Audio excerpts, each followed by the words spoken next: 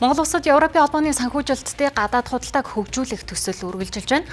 Энэ хүрээнд гадаад худалдааг цаасгүй цахимжсан болгож 3 дахь хүрштэй худалдааг өргөжүүлэх боломж нээгднэ гэж харж байна. За ингээд өнөөдөр Монгол Улсын засгийн газар нэгдсэн үндэстний байгууллагын хамтарсан удирдах хорооны хуралдаан боллоо. Олон улсын худалдааны барааны лөксүүлжээнд ганцхан энэ төрийн байгууллагууд оролцохгүй худалдагчаас худалдаа өгчийн хооронд барааны урсгал, мэдээллийн урсгал хэрхэн явахын дэд бүтцийг хөгжүүлэх, за дээр нь мөн чадхыг бичлэх асуудал. Яг гэвэл бидний ойлголтын зөрүү гэдэг нэг чухал ойлголт байж байна. Тэгэхээр эдгээрийг ижилтгийг нэгтгэхэд энэ 7 хоног нэлээд ийм ач холбогдол өгөөд 7 хоногийн эцэст бид энэ Аз намхад далайн бүс нутгийн одоо хил тамаас цаасгүй худалдааг хөнгөвчлөх ерөнхий хэлцээрийг хэрэгжилтэйг хангахын одоо манай зөвлөгөөнүүдийг гаргасан төлөвлөгөөг одоо эцлэг хэрэгжүүлэхийн практик үе шаттай тулгарх болно гэсэн хүлээлттэй байна. As we know, right?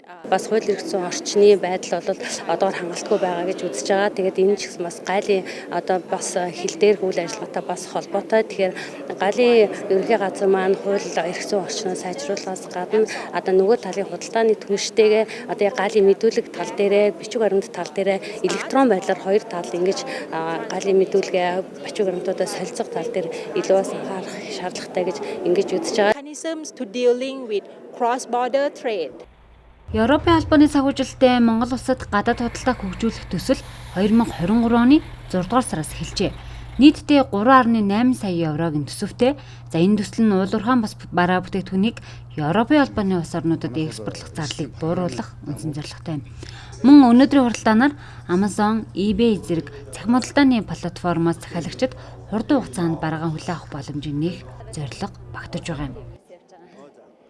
E-permission буюу цахим бүрдүүлэлт лиценз тусгай зөвшөөрлийг цахимаар болгох, за мөн гарал үүслийн гэрчлэгийг цахимаар болгох, e-port гэх мэтчлэн ийм цахимжуулах ажлууд бол шатаараа хийгдэх нь бол зайлшгүй. За тэгээд ажлын хэсэг дээрээ бид бүхэн энэ хил дамсан цаасгүй худалдааг хэрэгжүүлэх талаар хоорондоо ярилцж байгаа.